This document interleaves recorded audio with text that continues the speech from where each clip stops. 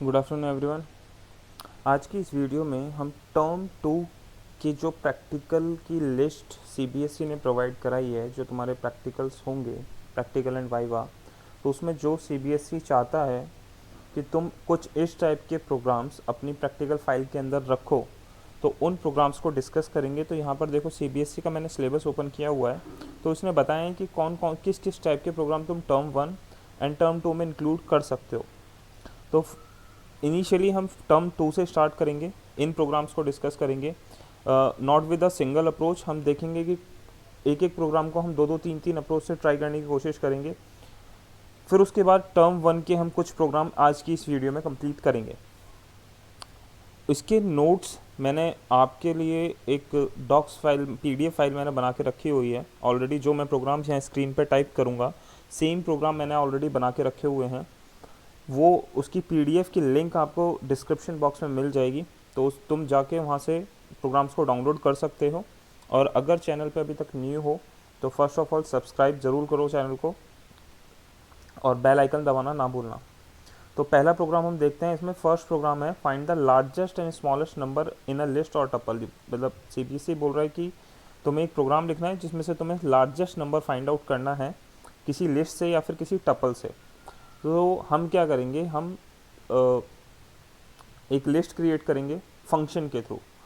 हम फंक्शन बना लेते हैं एक लार्जेस्ट का, लार्जेस्ट इन लिस्ट। ठीक है, इसके डिफरेंट डिफरेंट तरीके हो सकते हैं। अब मैं यहाँ पे एक लिस्ट क्रिएट कर लेता हूँ। यहाँ पर मैं बाय डिफ़ॉल्ट एक लिस्ट ले रहा हूँ, तुम चाहो तो यूज़र डिफाइंड लिस्ट भी ले सकते हो। तो इसमें मुझे एक लार्जेस्ट नंबर फाइंड आउट करना है, तो मतलब हमारी आउटपुट आनी चाहिए इसमें 6। अब मैं इस फंक्शन को कॉल करता हूँ लार्जेस्ट लिस्ट, और इसमें लिस्ट पास कर देता हूँ एज आर्ग्यूमेंट। यहाँ पर पैरामीटर मुझे मिल जाएगा लिस्ट का। अब क्या कर सकते हैं, इसमें सबसे बड़ा नंबर मुझे फाइंड आउट करना है, तो हम इसके लिए एक प्री डिफाइंड फंक्शन भी यूज़ कर सकते हैं। प्री डिफाइंड फंक्शन क्या है, एक मैक्स होता है। मैक्स के अंदर तुम अगर कोई लिस्ट पास कर देते हो तो वो फंक्शन क्या करेगा, तुम्हें सबसे बड़ा एलिमेंट लिस्ट का दे देगा। जो भी बड़ा एलिमेंट होगा वो तुम्हें दे देगा और तुम उसको रिटर्न करा सकते हो। मैंने वैल्यू को रिटर्न करा दिया, तो अब रिटर्न कराया तो फंक्शन जहाँ से कॉल हुआ है वहीं पर रिटर्न होगा। तो मैं इसको प्रिंट करा के देख सकता हूँ। तो मैंने इसको प्रिंट कराया, द आउटपुट इज 6। ठीक है, एक तरीका तो ये हो गया। और हम दूसरे तरीके से क्या कर सकते हैं, हम लार्जेस्ट लिस्ट एक और फंक्शन बनाते हैं लार्जेस्ट लिस्ट 1 के नाम से, और इसमें लिस्ट एज अ पैरामीटर लेते हैं। हम क्या कर सकते हैं कि हम एक मैक्स नाम का एक वेरिएबल बनाते हैं, उसमें लिस्ट का 0 इंडेक्स सेव कर लेते हैं। ठीक है,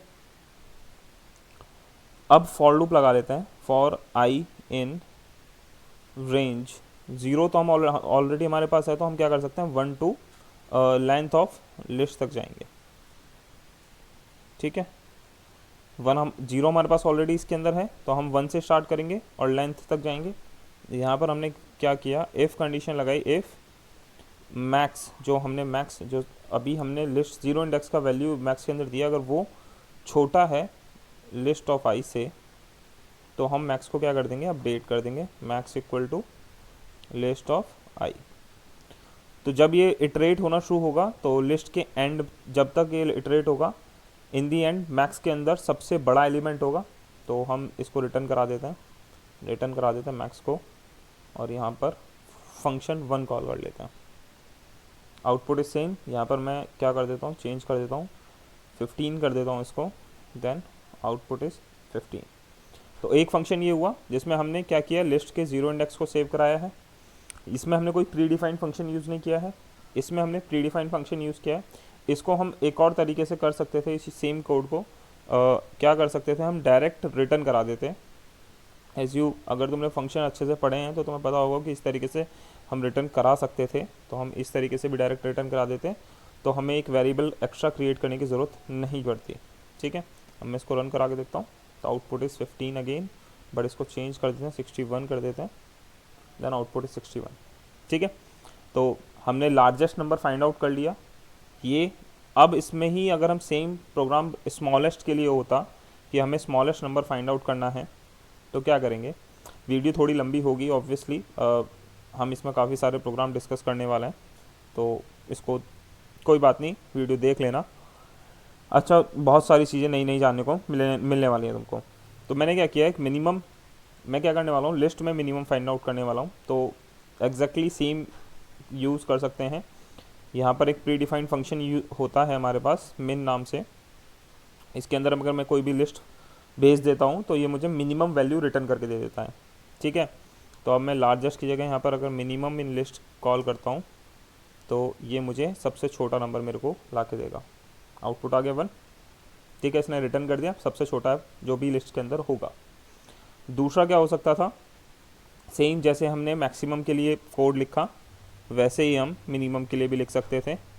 हमने क्या किया, ज़ीरो इंडेक्स को एक मिन नाम के वेरिएबल के अंदर सेव करा लिया, लिस्ट का ज़ीरो इंडेक्स।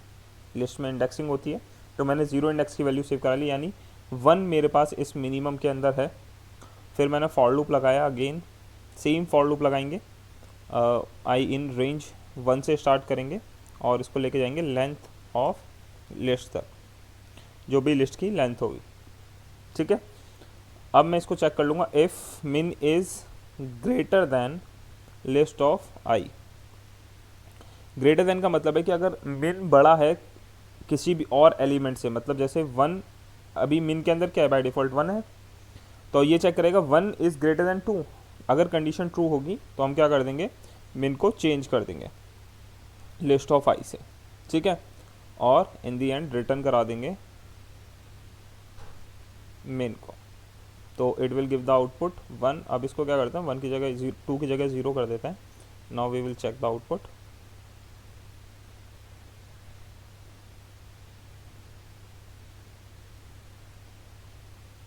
ठीक है, अब इसको रन करा के देखते हैं, तो आउटपुट इज 0। हुआ क्या, मिन के अंदर बाय डिफ़ॉल्ट 1 आ गया, लिस्ट ऑफ 0 गया तो मिन के अंदर 1 है। इसने चेक किया मिन is greater then list of 0, list of 1। आई की वैल्यू बाय इनिशियली स्टार्ट कहाँ से होगी, 1 से स्टार्ट होगी, तो मिन चेक करेगा मिन is greater then list of 1, तो कंडीशन होगी ट्रू, क्योंकि 1 इज़ ग्रेटर देन 0 है। तो हमने क्या किया, मिन की वैल्यू को अपडेट कर दिया, मिन के अंदर 0 डाल दिया। ठीक है, फिर अगेन लूप चलेगा, फिर होगा 0 is greater then list of 2। List of 2 में वैल्यू क्या है, 3, तो 0 ग्रेटर नहीं है लिस्ट ऑफ 2 से, तो मिन अपडेट नहीं होगा। देन अगेन 4 के साथ चेक होगा, तो इसमें 0 से भी कोई सा भी 0 से छोटा एलिमेंट नहीं है, तो लिस्ट अपडेट नहीं होगी, सॉरी मिन अपडेट नहीं होगा, और मिन हमें 0 रिटर्न कर देगा। अब इसके अंदर मैंने -1 डाल दिया, तो आउटपुट आएगा हमारा -1। ठीक है, तो ये तरीका था, हम मिनिमम और मैक्सिमम फाइंड आउट कर सकते थे लिस्ट के अंदर। ठीक है, सेकंड प्रोग्राम देखते हैं। सेकंड प्रोग्राम हमें क्या बोला है, सेकंड प्रोग्राम पहले हम क्या करते हैं, थर्ड नंबर का बनाते हैं, क्योंकि ये प्रोग्राम थोड़ा अच्छा प्रोग्राम है मेरे हिसाब से, तो इसको तब से एंड में मैं इसको डिस्कस करूँगा, इसको एंड डिक्शनरी वाले को। नेक्स्ट प्रोग्राम क्या है, input a list and tuple of element, search for a given element in list of tuple. मतलब वो क्या कह रहा है कि अगर तुम्हारे पास कोई लिस्ट है, इनपुट कराने के लिए बोल रहा है, तो इनपुट तुम करा सकते हो यूज़र से। इस प्रोग्राम को कॉपी कर लेते हैं। प्रोग्राम क्या है, प्रोग्राम है हमारा कि हमारे पास कोई लिस्ट और टपल है, हमें उसमें से कोई एलिमेंट फाइंड आउट करना है। देखो, अब मैं लिस्ट और टपल इनपुट करा के नहीं दिखा रहा हूँ, मैं इतना मान के चल रहा हूँ कि तुम्हें इतना तो आता ही होगा कि तुम कोई भी लिस्ट इनपुट करा सकते हो बाय अपने थ्रू। तो मैंने क्या किया, एक लिस्ट मेरे बाय डिफ़ॉल्ट ले लेते हैं, जैसे हमने यहाँ पर ली है, इसी तरीके से एक लिस्ट क्रिएट कर लेते हैं।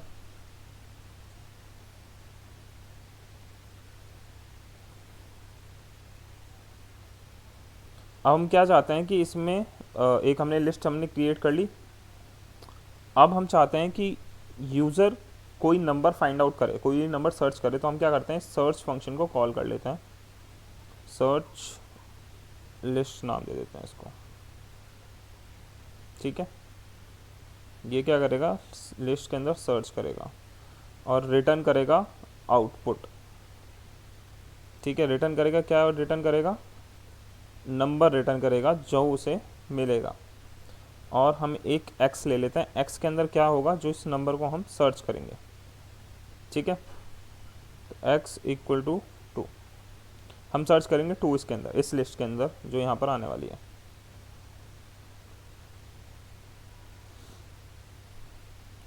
इफ़, अब इसके देखो बहुत सारे तरीके हो सकते हैं, इसके बहुत सारे डिफरेंट डिफरेंट तरीके हो सकते हैं इस प्रोग्राम को करने के लिए।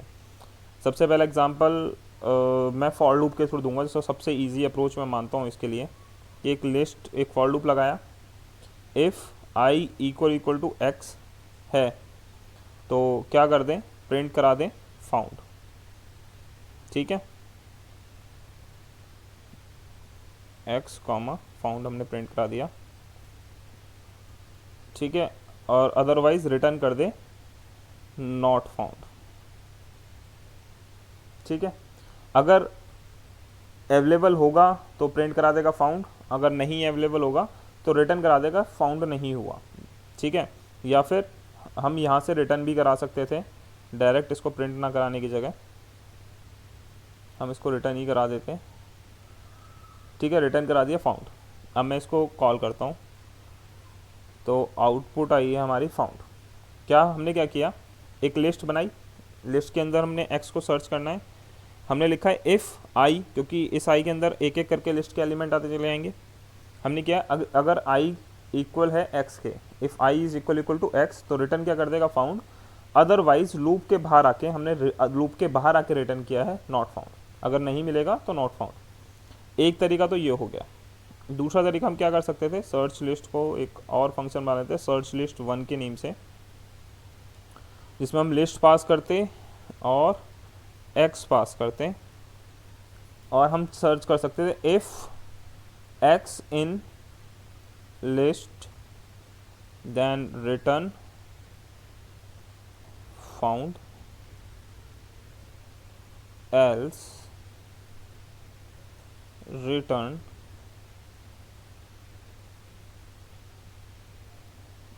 Not found. ठीक है, अगर ये क्या करेगा, इन ऑपरेटर, ये इन क्या करता है, इन सर्च करेगा कि ये एक्स जो है इस लिस्ट के अंदर अवेलेबल है, अगर है तो रिटर्न कर देगा found, otherwise not found return कर देगा। तो इसका सर्च लिस्ट 1 के नेम से इसको बना लेते हैं, कॉल करते हैं सर्च लिस्ट 1 को, चेक करते हैं आउटपुट क्या आएगी। अगेन हमारे पास आउटपुट फाउंड आई है।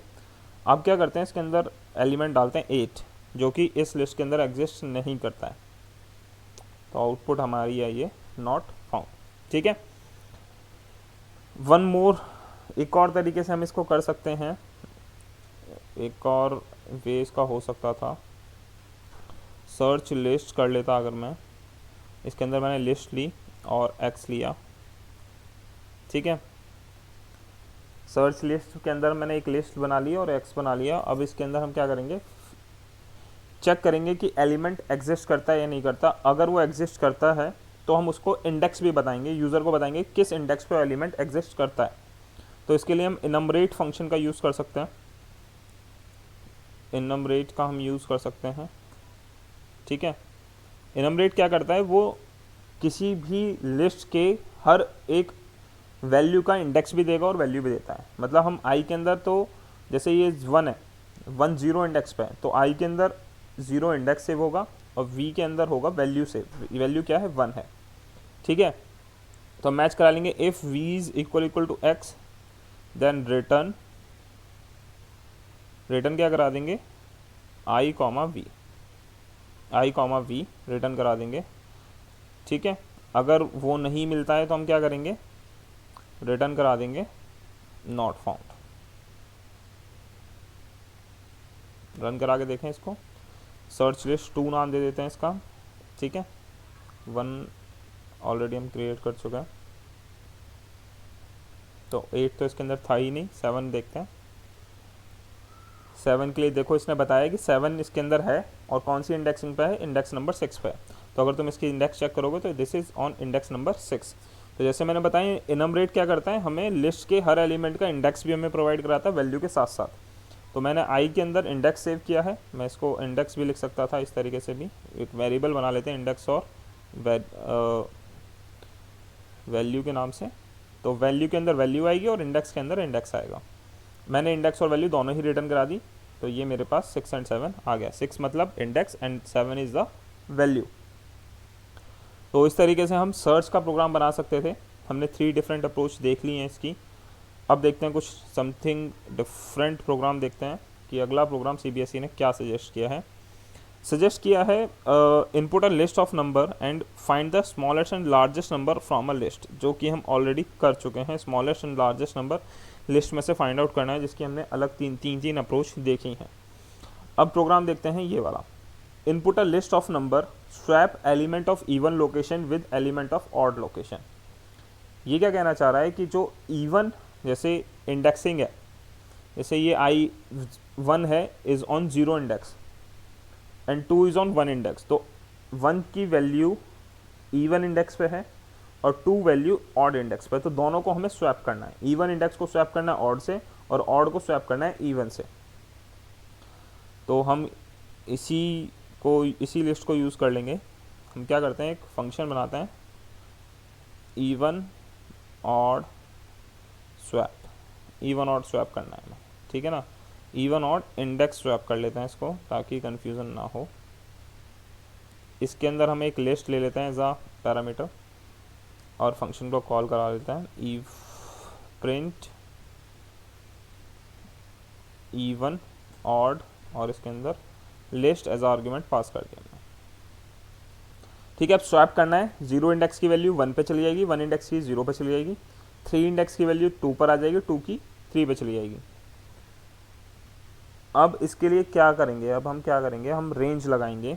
फॉर लूप सबसे पहला, सबसे फर्स्ट अप्रोच, सबसे बेसिक अप्रोच, फॉर लूप लगा के for in range 0, length of list, और इसको हम 2 टाइम्स स्टेप करेंगे। रेंज फंक्शन तो मैं मेरे हिसाब से शायद पता हो, तो रेंज के अंदर हम 3 आर्ग्यूमेंट दे सकते हैं। सबसे पहला स्टार्ट इंडेक्स, कहाँ से रेंज स्टार्ट होगी, सेकंड एंड इंडेक्स, कहाँ रेंज ख़त्म होगी, और स्टेप ये बताता है कि हमें स्टार्ट के अंदर कितना ऐड करना है नेक्स्ट इंडेक्स के लिए। तो मैंने 2 ऐड किया है, ठीक है ना, क्योंकि मैं 0 और 1 को स्वैप करना चाहता हूँ। उसके बाद मैं 1 के ऊपर नहीं जाना चाहता, उसके बाद मैं सीधा 2 पर जाना चाहता हूँ, तो इसलिए मैंने 0 के अंदर 2 ऐड किया है। तो 0 के अंदर जब मैं 2 ऐड करूँगा तो क्या होगा, वो सीधा 2 पर चले जाएगा। अब मुझे स्वैप करना है। स्वैप करने के लिए हम डिफरेंट लॉजिक लिख सकते हैं। पाइथन काफ़ी डिफरेंट तरीके के लॉजिक भी हमें प्रोवाइड करा देगा। तो सबसे पहले हम सबसे बेसिक लॉजिक देखेंगे। हमने क्या किया, एक वेरिएबल बनाया टेम्परेरी नाम से, उसके अंदर लिस्ट ऑफ 0 की वैल्यू सेव करा ली। अब लिस्ट ऑफ आई के अंदर हम वैल्यू रख देते हैं list of i+1। List of i+1 के अंदर हम वैल्यू दे देते हैं लिस्ट ऑफ टेम्प की। यहाँ पर नेम में गलती हो गई है। तो अभी क्या करेगा, स्वैप कर देगा दोनों को। This is the logic for swapping. Swapping, अगर हमें कोई भी 2 नंबर स्वैप करने तो हम ये लॉजिक लिख सकते हैं, ठीक है। अब स्वैप हो गया, अब मैं लिस्ट को रिटर्न करा देता हूँ, रिटर्न कराता हूँ लिस्ट को। पूरी लिस्ट मैंने रिटर्न करा दी है। फंक्शन कॉल करते समय मैंने प्रिंट कराया, तो आउटपुट मेरे पास डायरेक्ट आएगा। इसने बोला list index out of range. अब list index out of range क्यों आया, क्योंकि हम i+1 के थ्रू जा रहे हैं। यहाँ पर एक कंडीशन हम लगा देंगे, if i+1 is less than length of list. जो i+1 होना चाहिए ना, वो कभी भी लेंथ के बराबर नहीं जाना चाहिए। तो इसलिए हमने यहाँ पे एक कंडीशन लगा दी कि अगर ये जैसी लेंथ के बराबर जाएगा तो ये एग्जीक्यूट ना हो, क्योंकि लेंथ हमेशा, जैसे अगर मैं इसकी लेंथ फाइंड आउट करने की कोशिश करूँ तो इसकी लेंथ आएगी 7, पर इंडेक्स हमेशा लेंथ -1 तक जाता है। तो इस i+1 जैसे ही लेंथ के बराबर होगा, हम नहीं चाहते कि ये स्वैपिंग के लिए जाए, ठीक है, स्वैप नहीं होगा करना चाहते हम। तो इसलिए हमने ये कंडीशन लगा दी कि अगर जैसे ही ये लेंथ के बराबर जाता है i+1, तो क्या हो, स्वैप ना हो, ठीक है ना। दैट मीन्स हम ऑलरेडी i की वैल्यू ऑलरेडी सबसे लास्ट एलिमेंट पे है, तो उसको स्वैप करने की हमें ज़रूरत है नहीं। तो आउटपुट देखो हमारी आ गई, बट ये आउटपुट ठीक आ रही है, ठीक है, आउटपुट ठीक आ रही है। तो एक लॉजिक ये हो सकता था। दूसरा हम लॉजिक और एक और बना सकते थे सेम प्रोग्राम के लिए।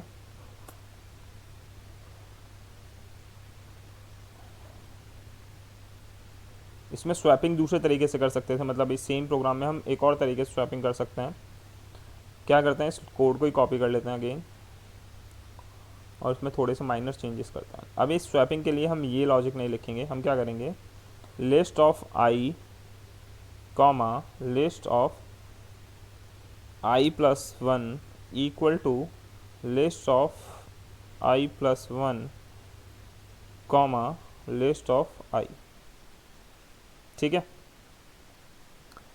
ये लॉजिक भी स्वैपिंग ही करेगा पाइथन के अंदर। मैं इसको रन कराता हूँ तो आउटपुट इज़ टोटली सेम। अगर मैं 7,8 दे देता हूँ तो आउटपुट सेम आ रही है।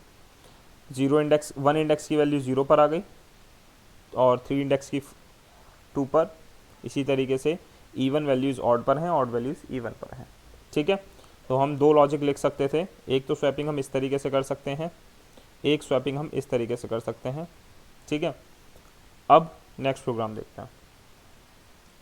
नेक्स्ट प्रोग्राम क्या है? नेक्स्ट प्रोग्राम है कि create a dictionary with roll number, name and marks of an student. हमें एक डिक्शनरी क्रिएट करनी है। In a class display the name of student who have scores marks more than 75। हमें उनका रिकॉर्ड डिस्प्ले कराना है जिन्होंने 75 से ज़्यादा स्कोर किया है।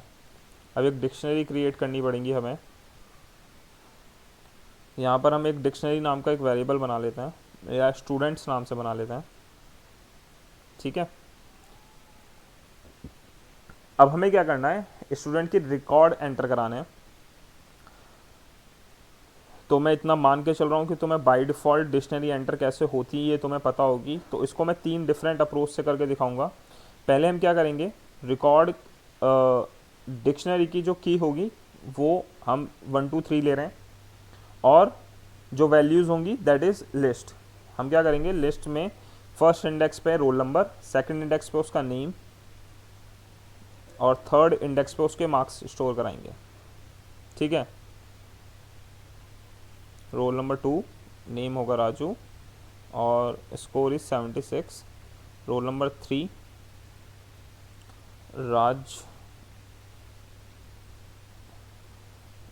राज एंड मार्क्स इज 77। तो हमने क्या किया, एक डिक्शनरी बनाई जिसके अंदर हमने हर की पर एक लिस्ट सेव कराई है। लिस्ट के अंदर 3 डिटेल हमने रखी हैं, role number, name and marks. अब क्या करेंगे, इस डिक्शनरी को एक फंक्शन के अंदर भेज देंगे। एक फंक्शन मैंने बनाया स्टूडेंट रिकॉर्ड के नाम से, और उसके अंदर एक डिक्शनरी मैंने एक्सेस कर ली। अब क्वेश्चन क्या था? क्वेश्चन ये था, हमें डिक्शनरी के सिर्फ वही पर्सन के नेम, मतलब वही नेम प्रिंट कराने जिनके मार्क्स 75 से ज़्यादा हों।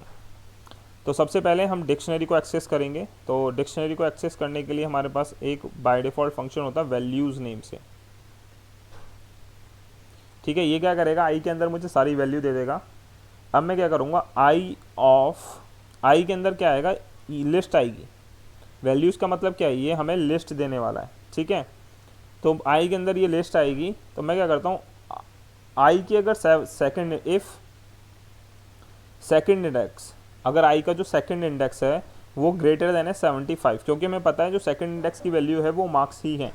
तो मैंने क्या किया, अगर आई का सेकंड इंडेक्स 75 से ज़्यादा है तो प्रिंट करा दें, क्या प्रिंट करा दें, आई का फर्स्ट इंडेक्स। आई के फर्स्ट इंडेक्स पे हमने क्या स्टोर करा रखा है, नेम स्टोर करा रखे हैं। ठीक है, अब मैं इसको कॉल करा देता हूँ फंक्शन को। फंक्शन का नाम था स्टूडेंट रिकॉर्ड, जिसके अंदर मैं स्टूडेंट्स नाम की जो डिक्शनरी है वो पास कर देता हूँ। ठीक है, रन कराते हैं अब इसको एक बार। तो आगे दोनों के नेम आ गए, राजू एंड राज। राजू के भी 76 मार्क्स हैं, राज के भी 77 मार्क्स हैं। तो हमने क्या चेक किया कि डिक्शनरी की सारी सबसे पहले वैल्यूज़ निकाली। जब वैल्यू हमने निकाली तो हमारे पास एक एक करके सारी लिस्ट आती चली जाएंगी। सबसे पहले ये वाली लिस्ट आएगी। तो हम ये जब इस आई के अंदर ये वाली लिस्ट आई तो हमने इसके सेकंड इंडेक्स पे गए। इसके सेकंड इंडेक्स पे हमने चेक किया कि क्या जो लिस्ट का सेकंड इंडेक्स है वो ग्रेटर देन 75 है, तो प्रिंट करा दो उसका नेम। फर्स्ट इंडेक्स प्रिंट करा दो। फर्स्ट इंडेक्स पे हमें पता है हमने नेम स्टोर करा के रखा है। ठीक है, तो हमारे पास नेम आ गए। दूसरा तरीका हो सकता था, हम क्या कर सकते थे कि सपोज़ करो एग्जामिनर ने तुमसे क्वेश्चन पूछा तो वो तुमसे बोल दे कि नहीं तुम्हें लिस्ट नहीं टपल यूज़ करना है। ठीक है, जो हमने यहाँ पर लिस्ट यूज़ की है अब हम इसकी जगह पर टपल यूज़ करेंगे। सेम कॉपी कर लेते हैं, दिस इज टपल। ठीक है, मैंने क्या किया, लिस्ट की जगह पर टपल स्टोर करा दिया है। तो टपल ने स्टोर करा लिया। प्रोग्राम में कुछ भी चेंज करने की ज़रूरत नहीं है। स्टूडेंट 1 के नेम से हमने इसको कर लिया है और बाकी का पूरा प्रोग्राम सेम रहेगा। इसी कोड को हम कॉपी पेस्ट कर लेते हैं और इसको रन करा देते हैं। अब भी आउटपुट सेम आ रही है। क्या करते हैं, एक और टपल ऐड कर लेते हैं, 4th कीपर, जिसका रोल नंबर 4 होगा, नेम होगा इसमें करण,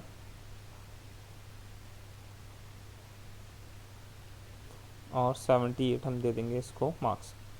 तो देखते हैं आउटपुट क्या आएगी। तो हमारे पास एक एक्स्ट्रा नेम आ गया करण नाम से, क्योंकि उसके भी मार्क्स जो हैं वो 75 से अबव है। ठीक है, अब क्या करते हैं, अब ये भी हो सकता है कि हम रिकॉर्ड कुछ इस तरीके से ना करके इस तरीके से रखते हैं।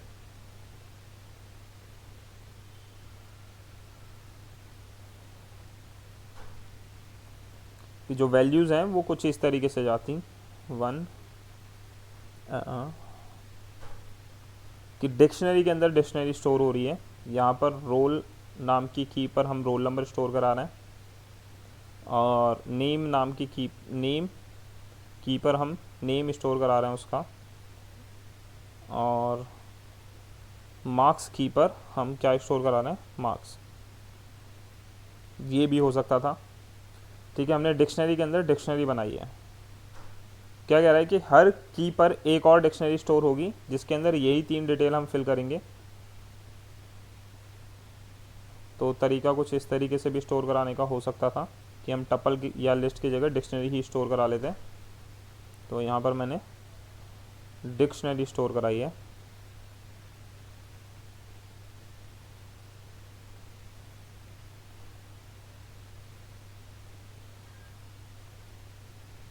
ठीक है, मैंने क्या किया है, डिक्शनरी के अंदर एक डिक्शनरी स्टोर करा दी है और वहाँ पर मैंने चेक किया है कि स्टूडेंट्स के डिटेल्स हमें फाइंड आउट करनी है। ठीक, ये देखो एक डिक्शनरी के अंदर डिक्शनरी हमने ऑलरेडी बना ली है। अब हमें क्या फाइंड आउट करना है कि जो स्टूडेंट जिनके मार्क्स 75 से ज़्यादा हैं। तो क्या करते हैं, student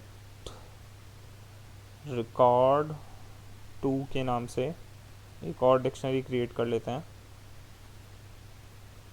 for I in dict dot values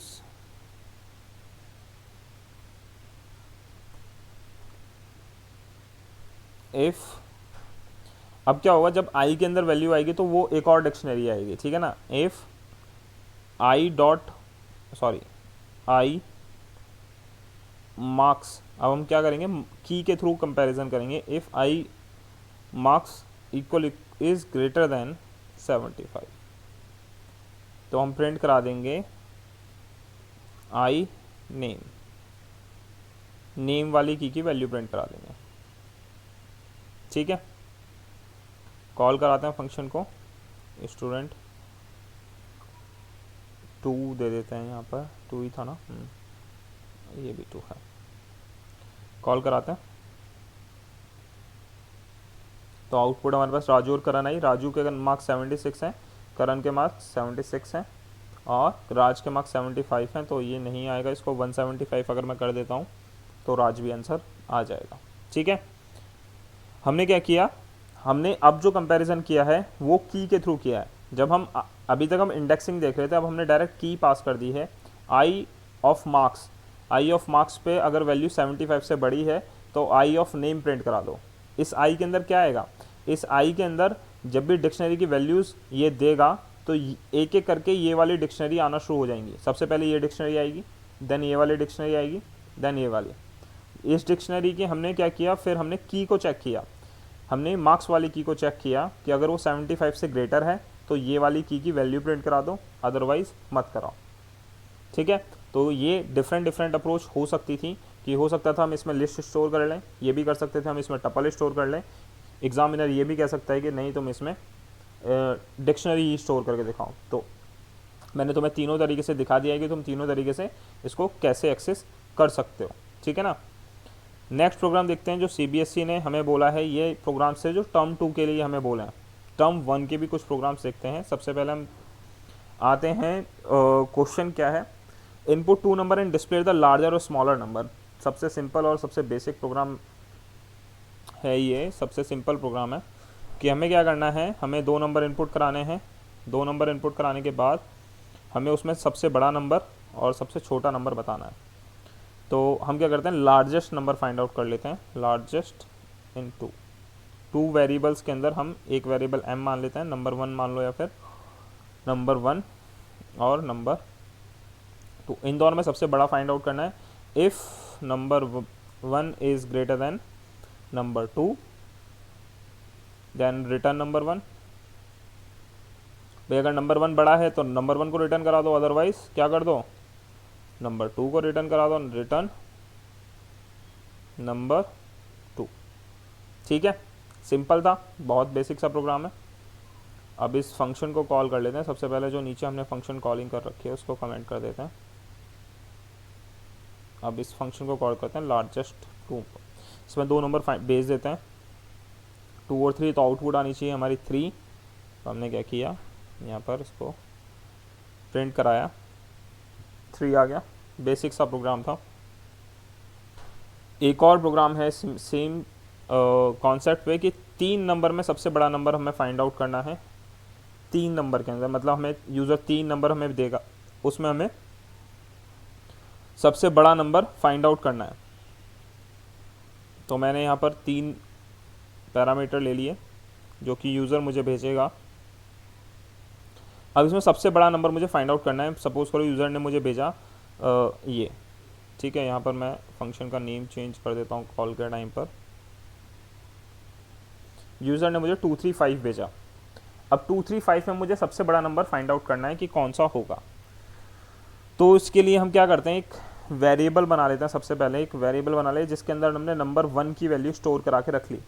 ठीक है, नंबर एक मैक्स वेरिएबल है जिसके अंदर हमने नंबर 1 स्टोर करा लिया। इफ़ सेकेंड स्टेप क्या होगा, if max is less than number 2। अगर मैक्स नंबर 2 से छोटा है, मैक्स के अंदर वैल्यू क्या है, मैक्स के अंदर जो वैल्यू है वो नंबर 1 की वैल्यू है, यानी नंबर 1 इज़ 2।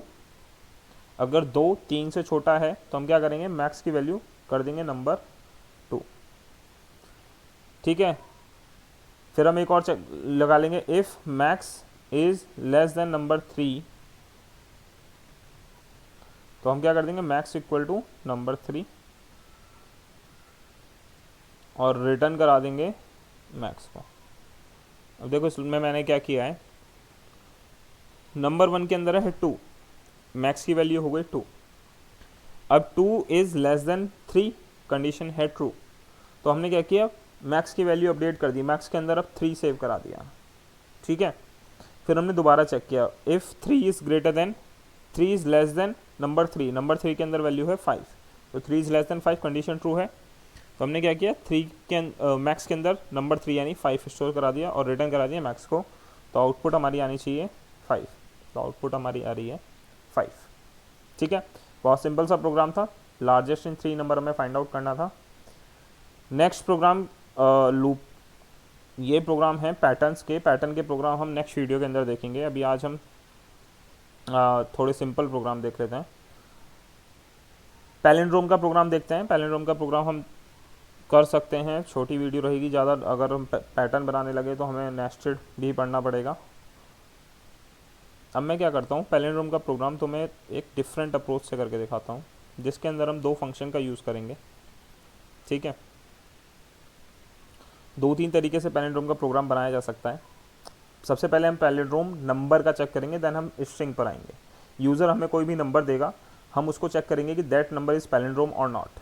ठीक है, तो पैलिंड्रोम क्या होता है, अगर हम किसी भी नंबर को रिवर्स करते हैं, जैसे 1 to 1 कोई नंबर है, 1 to 1 को अगर आप रिवर्स से लिखोगे, पीछे से भी लिखोगे, तो 1 to 1 ही रहेगा। तो पैलिंड्रोम का प्रोग्राम, पैलिंड्रोम का मतलब है कि यूज़र हमें कोई भी नंबर दे, तो अगर उसे रिवर्स भी करो तब भी वो नंबर सेम ही रहना चाहिए। तो हमें रिवर्स भी निकालना पड़ेगा यहाँ पर, तो हम यहाँ पर रिवर्स निकालेंगे। मैंने 2 फंक्शन बना लिए हैं यहाँ पर।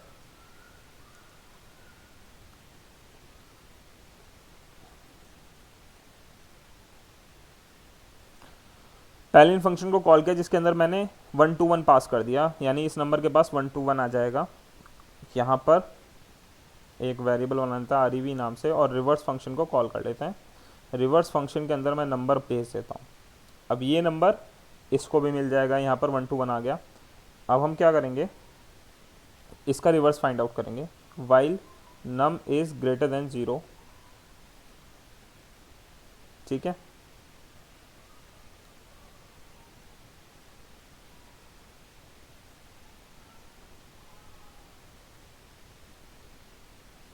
और यहाँ पर रिवर्स फाइंड आउट कर लेंगे। रिवर्स का सिंपल लॉजिक है,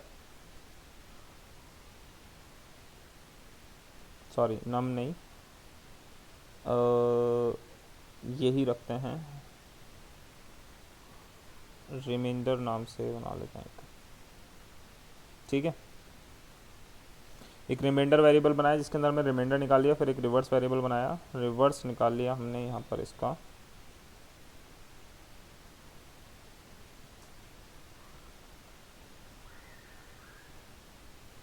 ठीक है। मैंने रिवर्स निकाल लिया, ये लॉजिक रिवर्स निकाल के देगा हमें और रिटर्न कर दिया रिवर्स को।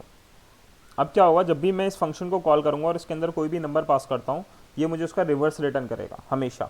जब भी मैं इस फंक्शन को कॉल करूँगा क्या करेगा, वो उस नंबर का रिवर्स करके दे देगा, डजेंट मैटर नंबर क्या है। तो वो रिवर्स मैंने जब इसे कॉल किया तो ये रिटर्न कर रहा है, वो मैंने इस वेरिएबल के अंदर स्टोर करा लिया। रिटर्न जो भी होगा, if number equal to REV then return true. अब मैं यहाँ पर क्या कर रहा हूँ, मैं यहाँ पर डायरेक्ट प्रिंट नहीं कर रहा, दैट इज़ अ पैलिंड्रोम और नॉट पैलिंड्रोम। मैं क्या कर रहा हूँ, यहाँ पर ट्रू फॉल्स रिटर्न कर रहा हूँ, ठीक है। अब यहाँ पर थोड़े चेंजेस करते हैं। देखो यहाँ पर थोड़ी एडवांस कोडिंग हम करने की कोशिश कर रहे हैं ताकि तुम्हें पता चल सके कि चीज़ें इस तरीके से भी की जा सकती हैं। बहुत सारी चीज़ें ऐसी होती हैं कि हमें पता ही नहीं होता कि ऐसा भी काम कर सकते हैं, तो इसलिए मैं इस कोड को थोड़ा इतना लंबा लिख रहा हूँ। अब मैंने क्या किया, इफ़ के अंदर इसको चेक कॉल किया है, इफ़ के अंदर मैंने फंक्शन कॉल किया है, ठीक है। इफ़ पैलेंट कॉल किया और उसके अंदर पैरामीटर आर्ग्यूमेंट भेज दिया 121, ये रिटर्न करेगा ट्रू और फॉल्स। अगर ये ट्रू रिटर्न करेगा दैट मीन्स जो नंबर है वो क्या है, पैलिंड्रोम है। एल्स में नंबर क्या है, नॉट पैलिंड्रोम है। हो सकता है कुछ बच्चों को ऐसा लगे बहुत लंबा प्रोग्राम बना दिया, but this is a way to code. अब मुझे कभी भी सपोज़ करो मुझे रिवर्स फंक्शन कभी भी यूज़ करना है, किसी भी नंबर का रिवर्स मुझे कभी भी निकालना पड़े तो I can use this function, ठीक है। मुझे पैलिंड्रोम चेक करना है तो I can use this function, समझ पाया। तो यहाँ पर मैंने क्या किया है, ट्रू फॉल्स रिटर्न कराया है। ट्रू अगर आता है तो इफ़ की देखो ट्रू आया तो यहाँ पर रिटर्न होगा ट्रू। ट्रू रिटर्न होगा तो दैट मीन्स इफ़ वर्क करेगा, अगर फॉल्स रिटर्न होगा दैट मीन्स एल्स वर्क करेगा। अब मैं इसको रन करा के देखता हूँ, तो आंसर आया palindrome 121 is a palindrome number. अगर मैं यहाँ पर देता 1221 तो आंसर अब भी पैलिंड्रोम है। अगर मैं यहाँ पर देता 1231 तो आंसर आया नॉट पैलिंड्रोम। तो हमारा लॉजिक प्रॉपर्ली वर्क कर रहा है। अब क्या करेंगे कि हम एक स्ट्रिंग में पैलिंड्रोम चेक करेंगे। हम क्या करेंगे, एक स्ट्रिंग में पैलिंड्रोम चेक करेंगे। इस पैलिन यहाँ पर एक स्ट्रिंग आएगी हमारे पास, यूज़र कोई भी नेम या कुछ भी भेजेगा उसे हमें चेक करके बताना है कि वो स्ट्रिंग पैलिंड्रोम है या नहीं है। तो स्ट्रिंग को रिवर्स करने के लिए बहुत इजी तरीका है हमारे पास, हम उसी को यूज़ करने वाले हैं। स्लाइसिंग का यूज़ करेंगे, it will return the reverse of a string. अगर हम इस स्लाइसिंग का यूज़ करते हैं तो ये रिटर्न करेगा रिवर्स ऑफ दैट स्ट्रिंग। और हमने चेक किया if REV equal to a string, अगर ऐसा है तो रिटर्न कर दो ट्रू, अदरवाइज़ क्या रिटर्न करोगे, अदरवाइज़ हम रिटर्न कर देंगे फॉल्स। अब इस फंक्शन को कॉल करें, अगेन इसको हम यूज़ कर लेते हैं, अनकमेंट कर देते हैं इसको। यहाँ पर इस फंक्शन को कॉल करेंगे, इस पैलिन को, और इसको हटा देते हैं। इसके अंदर मैं एक स्ट्रिंग पास करता हूँ, ठीक है, मैंने नितिन पास किया, that is a palindrome string, तो आंसर आया हमारा पैलिंड्रोम। अगर यहाँ पर मैं पास करता ABA, दैट इज़ पैलिंड्रोम, ये भी पैलिंड्रोम है। अगर मैं इसके अंदर पास करूँगा ABCA, this is not palindrome, तो आंसर हमारा ठीक है। ठीक है, तो ये प्रोग्राम हो सकता था पैलिंड्रोम होने का और पैलिंड्रोम ना होने का। अब ये कुछ प्रोग्राम्स मैंने तुम्हें डेमो, मतलब एक वीडियो तुम्हें रिकॉर्ड करके दी है, जिसमें तुम्हें सारे तो नहीं बट मैक्सिमम हमने प्रोग्राम कवर करने की कोशिश की है आज की इस वीडियो में।